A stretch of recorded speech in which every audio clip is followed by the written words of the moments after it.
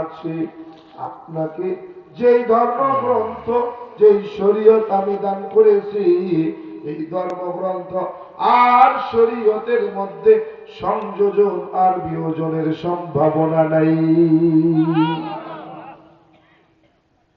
কেন বলে আপনার পূর্বে যত ধর্মগ্রন্থ আমি আল্লাহ তাআলা নাযিল করছি কোন ধর্মগ্রন্থের মধ্যে আমি জিম্মাদারিত্ব নেই নাই, কোন ধর্মগ্রন্থের ইবাদতের দায়িত্ব নেই নাই, কিন্তু আমি আল্লাহ তাআলা জানায়া দিয়েছি আপনাকে যে ধর্মগ্রন্থ দিলাম ওয়া ইন্না লাহু লাহাফিজুন, আমি আল্লাহ তাআলা আপনাকে দেওয়া ধর্মগ্রন্থ কোরআনের হেফাজতের দায়িত্ব নিয়ে নিলাম।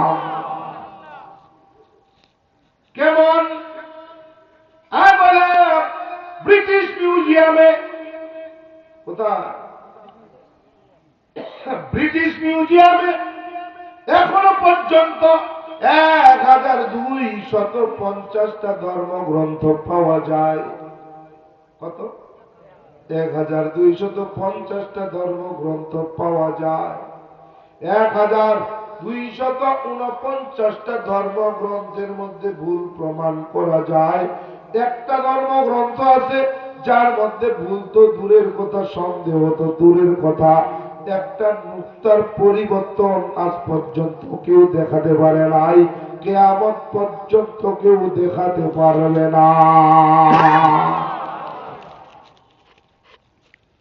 কেমন বলে 1249টা ধর্মগ্রন্থকে চ্যালেঞ্জ করা যায়। কেবল 1250টা ধর্মগ্রন্থ কম্পিউটারে দিয়া দিয়া দিয়া দিয়া দিয়া দিয়া গবেষণা করা হলো, রিসার্চ করা হলো। বলে একটা একটা করে ধর্মগ্রন্থ কম্পিউটারে দিয়া গবেষণা করা হলো।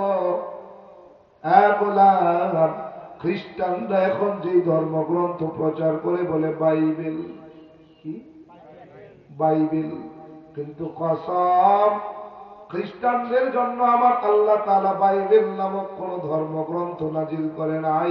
খ্রিস্টানদেরকে যেই ধর্মগ্রন্থ দিয়েছিলেন ঈসা রূহুল্লাহ আলাইহিস সালামের জন্য যেই জীবন বিধান নির্ধারণ করেছিলেন, এই জীবন বিধানের নাম ছিল ইনজিল। কি নাম? ইনজিল।